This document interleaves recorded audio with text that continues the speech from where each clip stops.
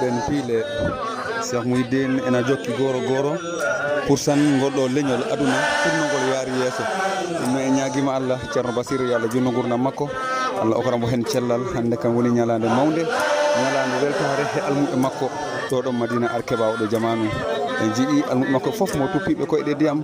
fursan okkude yidde okkude annabijo Muhammadin sallallahu alaihi wa sallam bono yaade yiɓɓe makko musidɓe makko ɗo ɗon Madina Arkeba o jamanu ɗum noon yo Allah junno gurdam makko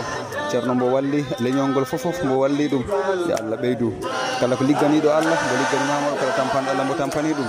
noon yo Allah yoɓɓen yo Allah okore nde ɗo ñalade ha heewa ɗum noon yo Allah ɓeydu e kala julɗo ɗo wawi wonde ceerno ɗum fof almuɓe ina bulla ala ko waɗi ɗum ko wona miijade jamanuji ɓaawo jawruɗi hande arsi heɗeɗo jamanu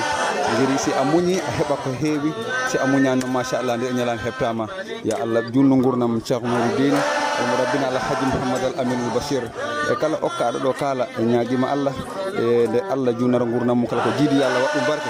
oɗo mbo jiiɗon ɗo woni ceerno meɗen ceerno Basir hande mbo tampani leñolngol ha hande ɗum ɗo foof heeɓima e ko saabu Allah saabu nelaɗo Allah e saabu Cheikh Tidiane ɗum noon Cheikh Mouhidine a lontima Barham a lontima Cheikh Tidiane a lontima nelaɗo Allah yo Allah junno gurnam ma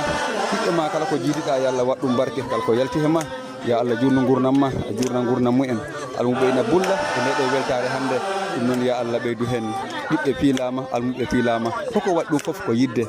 leñolngol yo Allah ɓeydu ceerno Basir gurnam aduna mbo fewniɗo ha ñande janggo yo Allah surruɓe reena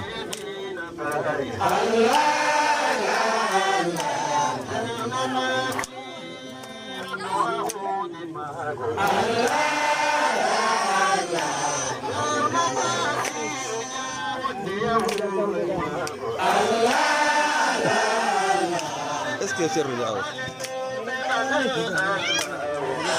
Rama Diaw